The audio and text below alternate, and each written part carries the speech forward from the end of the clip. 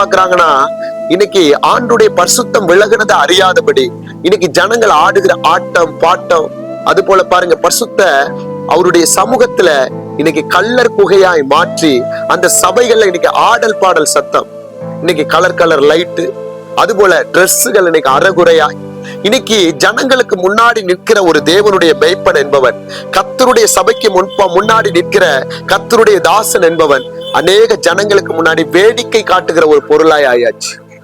சிம்சனுடைய வாழ்க்கை உங்களுக்கு நல்லா தெரியும். பாருங்க, 1000 பேரை கழுதையின் பச்சை தாடை எலும்பு எடுத்து அடிச்சு நொறுக்கினவர் தான். அதுபோல பெலிஸ்தியர் அவனை பார்த்து பயந்து போடுற அளவுக்கு கர்த்தர் அவனை வல்லமையாய் பயன்படுத்தினவன் தான். ஆனா அதே சிம்சோன் கடைசியில பெலிஸ்தியருக்கு முன்னாடி வேடிக்கை காட்டுற பொருளாய் கொண்டு வரப்பட்டது. அவன் வேடிக்கை காட்டுனான். பாருங்க, கண்கள் புடுங்கப்பட்டுச்சு. அதுக்கப்புறம் ஒரு விஷயம் மன்னிப்பு கேட்டு கர்த்தர் இறங்கினாரு. ஆனா இன்னைக்கு தேவனுக்கு முன்னாடி சபையை நடத்துகிற மேய்ப்பர்கள், தேவ தரிசனத்தை பெற்றவர்கள், கர்த்தருடைய பாதத்தில் அமர்ந்திருந்தவர்கள் இன்னைக்கு பிரசன்ஸை விட்டு விலகி இன்னைக்கு ஜனங்களுக்கு வேடிக்கை காட்டுகிறார்கள். அது எப்படி பாஸ்டர் ஜனங்களுக்கு வேடிக்கை? நல்ல டான்ஸ் நடக்குது.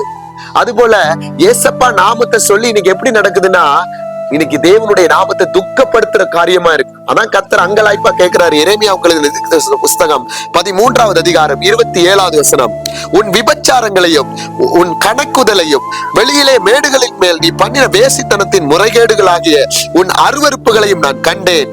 எருசலேமே, உனக்கு ஐயோ, நீ சுத்திகரிக்கப்பட மாட்டாயோ, இது இன்னும் எத்தனை காலத்துக்கு பின்னு நடக்கும் என்கிறார். அப்படின்னா இன்னைக்கு சபைக்குள்ள எருசலேம்ன்றது கர்த்தருடைய மனவாட்டியாகிய திருச்சபை. அவருடைய ரத்தத்தை விளக்கரையமா கொடுத்தாரு. ஆனா அந்த ரத்தத்தை நம்ம விளக்கரையமா பெற்றுக்கொண்டு இன்னைக்கு கிருபையின் காலத்துக்குள்ள நின்று இன்னைக்கு தேவனுடைய சமூகத்தை துணிகரமாய் துக்கப்படுத்துகிற பிள்ளைகளா இருக்கிறோம். எனக்கு அன்பான வாலிப தங்கச்சி, என்னுடைய வாலிப தம்பி, உன் மேல வச்சிருக்க அபிஷேகம் விலை மதிப்பு இல்லாதது. அது உன்னை விட்டு கடந்து போறது தெரியாது. ஏன்னா பெலிஸ்தியர் உன் மேல வந்துட்டாங்கன்னு சிம்சோனை பாருங்க, தெளிலால் பார்த்து சொல்றா, இந்த பெலிஸ்தியர் உன் மேல வந்துட்டோன்னு கர்த்தருடைய ஆவியானவர் விலகுனதை அறியாமல் அவன் திரும்ப எழுந்து போறான். கர்த்தர் தான் என் கூட இருக்கிறாருன்னு.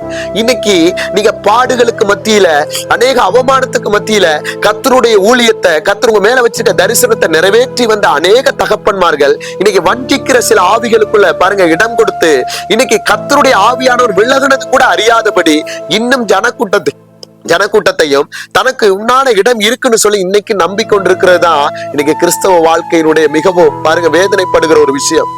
ஏன் அப்படின்னா, ஆவியானவர் விலகிறது நமக்கு தெரியாது. விலகினாலும் ஊழியம் உங்கள்கிட்ட இருக்கத்தான் செய்யும். ஆவியானவர் உங்களை விட்டு விலகினாலும் ஜனக்கூட்டம் உங்கள்கிட்ட இருக்கத்தான் செய்யும். ஆவியானவர் உங்களை விட்டு விலகினாலும் அதே போல அற்புத அடையாளங்கள் நடக்கும். ஏன்னா இன்னைக்கு அதுக்கு வேதத்துல நிறைய தாசர்களை நாங்க உங்களுக்கு உதாரணமா காட்ட முடியும். ஏன்னா உங்களுக்கு தெரிஞ்சிருக்கும். ஆனா என்ன விஷயம்